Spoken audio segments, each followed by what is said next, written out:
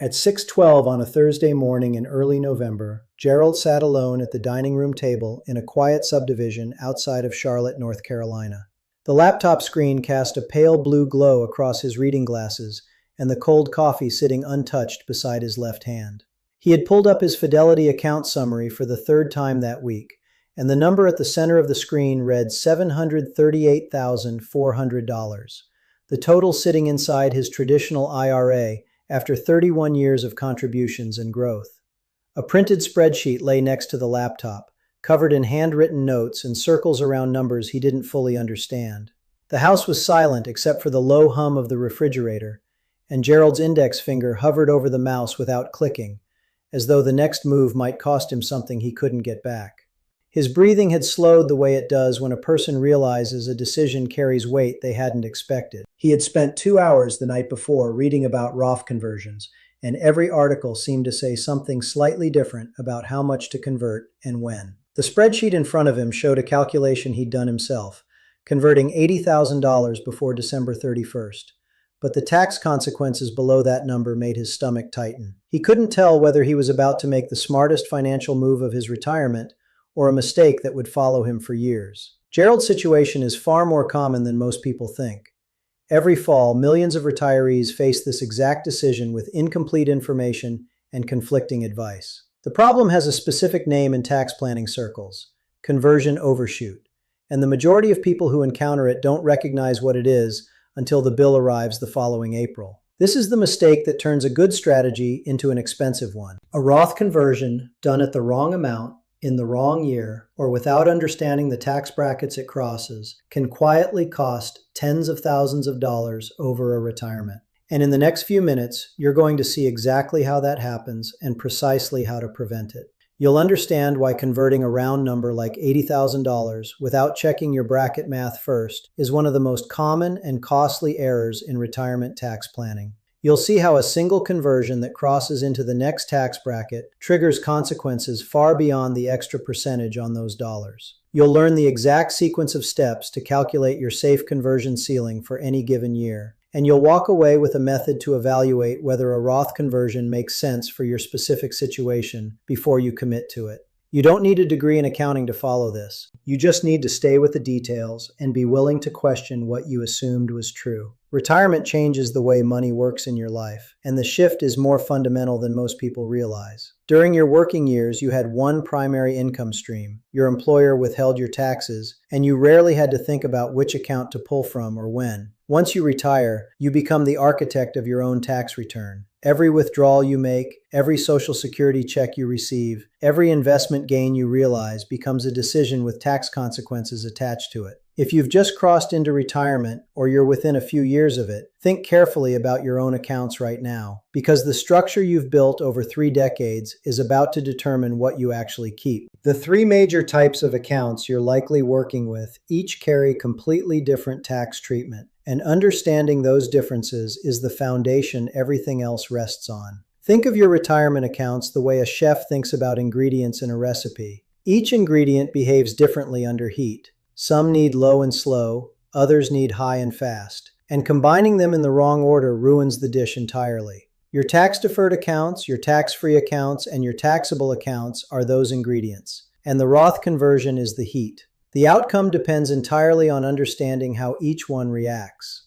The first ingredient is your traditional IRA or traditional 401k, and it's probably the largest balance most retirees carry. These accounts were funded with pre-tax dollars, which means you got a deduction when you contributed, but you've never paid income tax on a single dollar inside them. Every withdrawal you take from a traditional IRA is taxed as ordinary income. The IRS treats it exactly the same as a paycheck from an employer.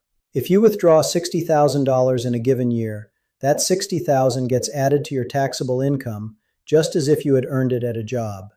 The tax rate you pay on those dollars depends entirely on which bracket that income falls into.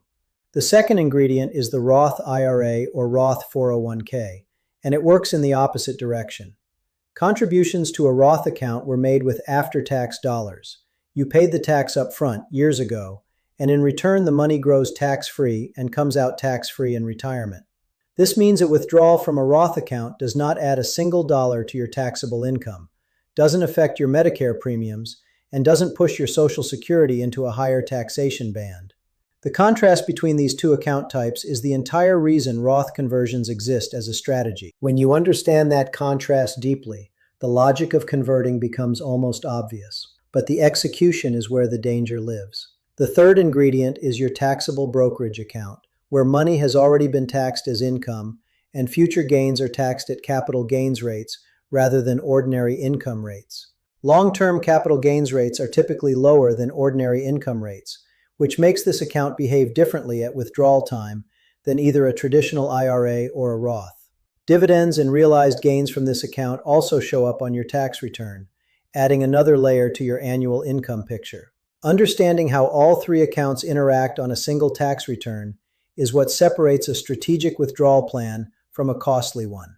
Most retirees approach their first few years of retirement with a simple and seemingly reasonable assumption: spend from whichever account has the most money in it. If the traditional IRA holds the largest balance, the intuition says to draw from it first because that's where the bulk of the wealth sits. This feels logical. You're using your biggest resource to fund your expenses, and you're letting the smaller accounts continue to grow. The problem is that this intuition ignores the single most important variable in retirement finances, which is the tax cost of each dollar withdrawn. Here's the thing. When you withdraw from a traditional IRA without a strategy, you fill up your tax brackets from the bottom. If your taxable income from Social Security and other sources already occupies the 12% bracket, every additional dollar you pull from your IRA starts stacking into the 22% bracket. The moment your total income crosses $94,300 for a married couple filing jointly, the marginal rate jumps from 12% to 22%, an increase of 10 percentage points on every dollar above that line. A retiree who pulls $80,000 from a traditional IRA on top of moderate Social Security income can easily push $30,000 or more of that withdrawal into the 22% bracket without realizing it happened. That's an extra $3,000 in federal tax compared to staying within the 12% bracket, and it happens in a single year. But the tax bracket jump is only the first domino. The second consequence is one that catches retirees completely off guard: Medicare's income-related monthly adjustment amount, known as IRMAA. Medicare uses your modified adjusted gross income from 2 years prior to determine your premium surcharge. If your income in 2024 crosses certain thresholds, your Medicare Part B and Part D premiums in 2026 rise significantly, in some cases costing you over $400 per month instead of the standard $174.70. Run the numbers on your own withdrawals from last year, and you'll see whether this has already started affecting you, because the surcharge applies per person, meaning a married couple can face double the penalty. That single $80,000 conversion Gerald was considering could trigger an IRMAA surcharge that adds thousands of dollars in Medicare costs 2 years later. The third domino is the taxation of your Social Security benefits, and this is where the cascading effect becomes truly painful. If your combined income, which the IRS defines as adjusted gross income plus non-taxable interest plus half your Social Security, exceeds $44,000 for a married couple, up to 85% of your Social Security becomes taxable. That means a Roth conversion that pushes your income above that threshold forces more of your Social Security into your taxable income, which in turn pushes you further into a higher bracket. The spiral feeds itself, and the original conversion that seemed like a smart move becomes the trigger for a chain reaction across your entire tax return. Gerald stared at that spreadsheet because he had begun to sense exactly this kind of cascading effect. His Social Security was $2,840 per month. His wife's was $1,620, and the $80,000 conversion he was planning would push their combined income well past the thresholds that trigger both IRMAA and maximum Social Security taxation. The numbers on his handwritten notes didn't add up to what the online calculators had promised. The dominoes keep falling, and once they've fallen for a given tax year, there is no way to stand them back up. The cost of a single oversized Roth conversion isn't just the extra tax you pay that year. It's the compounding effect of that mistake across 15 to 20 years of retirement. If Gerald converts $80,000 and pays an effective federal rate of 18.4% instead of the 11.2% he would have paid on a smaller conversion, The difference on that single transaction is roughly $5,760 in unnecessary tax. But the math gets worse when you multiply that overshoot across multiple years of repeated conversions, because the money that went to taxes is money that will never compound inside a tax-free Roth account again. There is a window in most retirees' lives that financial planners call the golden window, and it opens the day you retire and closes the year you turn 73, when required minimum distributions begin. During this window, your income often drops dramatically. You're no longer earning a salary, and if you delay Social Security, your taxable income can be remarkably low for several years. This is the period when Roth conversions make the most sense, because you can convert dollars at the lowest tax rates you'll ever see in your lifetime. The majority of retirees either don't know this window exists, or they waste it by converting too much in a single year and slamming into higher brackets. The golden window rewards patience and precision, not urgency. The contrarian truth at the center of this strategy is that smaller annual Roth conversions spread across the golden window almost always outperform a single large conversion in a single year. Instead of converting $80,000 in 1 year, converting $40,000 per year across 2 or 3 years can keep you inside the 12% bracket the entire time. The math on this approach is straightforward. Every dollar you convert at 12% instead of 22% saves you 10 cents on that dollar. And those 10-cent savings compound tax-free for the rest of your life inside the Roth. This isn't a loophole or an aggressive tax strategy. It's the logical result of understanding how progressive brackets work and respecting their boundaries. When you convert a dollar from a traditional IRA to a Roth IRA, you pay ordinary income tax on that dollar in the year of conversion, and then it grows tax-free forever. The key is that you control how many dollars cross over in any given year. If you convert only enough to fill the remaining space in your current tax bracket, you've extracted maximum value from the lowest available rate. Every dollar you convert beyond that bracket ceiling gets taxed at the next rate up, and the marginal benefit of that conversion drops sharply. The quiet truth is this: a Roth conversion is not a yes or no decision, but a how much and when decision. The amount you convert matters more than whether you convert at all. Getting the ceiling right is what separates a retirement tax strategy from a retirement tax disaster. Precision is the difference between building wealth and leaking it. The right conversion amount in the right year changes everything. Eleanor retired at 63 from a career in hospital administration just outside of Minneapolis. She had $612,000 in a traditional 401k that she'd rolled into a traditional IRA, $47,300 in a Roth IRA from sporadic contributions over the years, and $83,000 in a taxable brokerage account. Her Social Security benefit at 63, which she'd already claimed, came to $2,280 per month, or $27,360 annually. Her total annual living expenses ran about $54,200, and she had no pension or other income beyond these 3 accounts. Eleanor's first instinct was to cover her expense gap by pulling everything she needed from her traditional IRA. After Social Security covered $27,360, she needed another $26,840 to meet her annual expenses, so she withdrew exactly that from her IRA. Her total taxable income, Social Security plus the IRA withdrawal, pushed her combined income past the threshold where 72% of her Social Security became taxable, adding roughly $19,700 of Social Security to her taxable income on top of the $26,840 IRA withdrawal.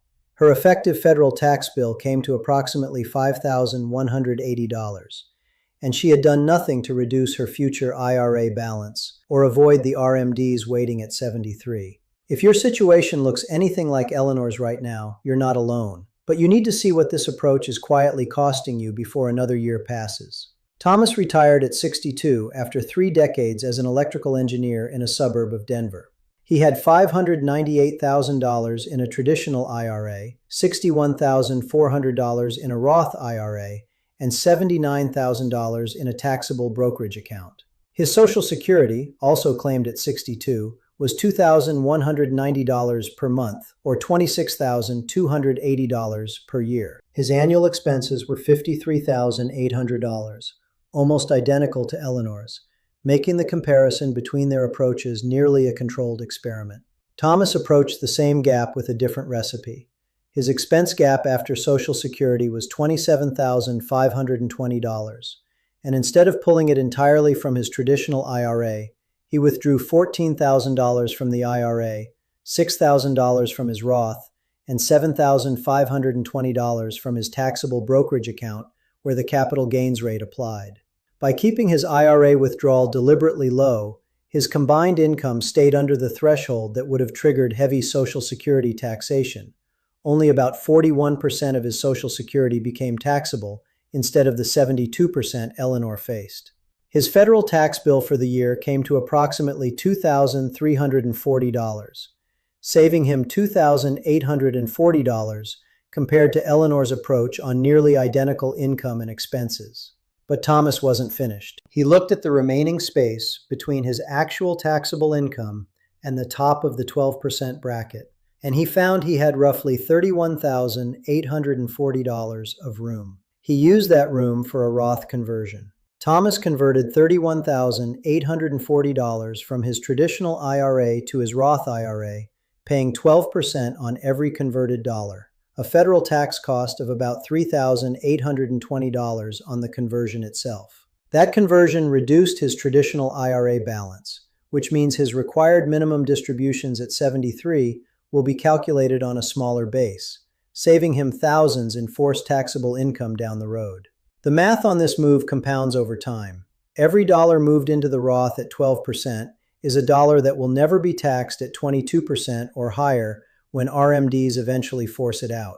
If you still have room in your own bracket this year, this is your window, and it won't stay open once your income rises or RMDs begin, because every year you wait is a year of cheap conversions lost forever. Projected across 18 years of retirement, the difference between Eleanor's approach and Thomas's approach is staggering. By blending his withdrawal sources and executing disciplined annual Roth conversions inside the 12% bracket, Thomas stands to save approximately $94,600 in cumulative federal taxes compared to Eleanor's single-source withdrawal strategy. That's not theoretical money. It's the difference between running short at 85 and having a cushion that lasts. The first thing to do is pull your most recent tax return and identify your current filing status, standard deduction, and the exact boundaries of your current tax bracket. For a married couple filing jointly in 2024, the 12% bracket ends at $94,300 of taxable income, and the 22% bracket runs from there to $201,050.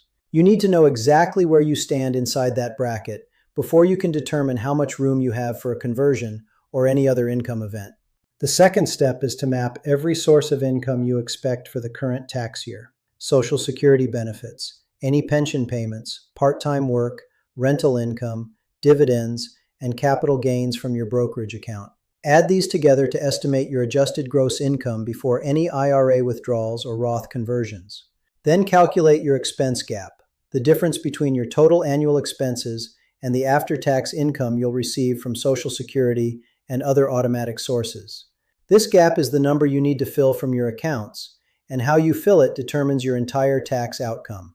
The third step is to fill that expense gap strategically rather than pulling from whichever account feels easiest.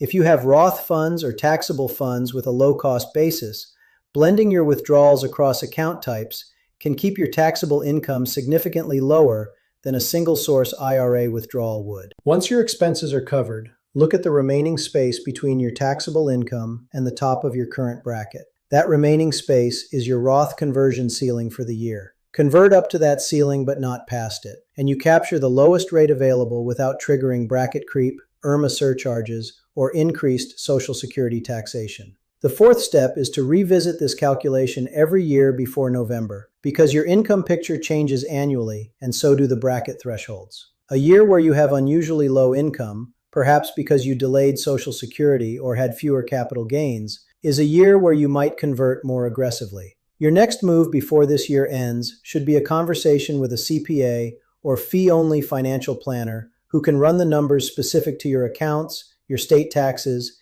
and your projected RMDs. Before December closes, you owe it to yourself to sit down with a professional who can confirm your conversion ceiling, because a mistake made in December cannot be corrected in January. Gerald eventually closed the laptop that Thursday morning, but not because he gave up. He opened it again that afternoon with a printed copy of his previous year's tax return, a calculator, and a clearer understanding of where his bracket actually ended. Instead of converting the $80,000 he'd originally planned, he calculated his safe conversion ceiling at $34,200, the precise amount that kept him inside the 12% bracket, avoided the IRMAA threshold, and prevented his Social Security from tipping into maximum taxation. He made the conversion the following week and scheduled a meeting with his CPA to map out the next 3 years of conversions at similar levels. A good recipe doesn't demand that you throw every ingredient into the pot at once. It asks you to add each one at the right temperature and in the right order. The Roth conversion is one of the most powerful ingredients available to retirees, but its power depends entirely on the precision of the amount and the timing of the year you choose. Every year you have a low-income window, you have an opportunity to move money from a taxed future into a tax-free future, one carefully measured portion at a time. That measured approach is the difference between a retirement that slowly loses ground and one that quietly gains it. Drop a comment below with the number that matters most in your situation right now. Is it your IRA balance, your bracket ceiling, or your Social Security start date? And tell us which one you're wrestling with. If this changed the way you're thinking about your year-end conversion, a like helps more people find this before December. The clock doesn't wait, and neither should your plan.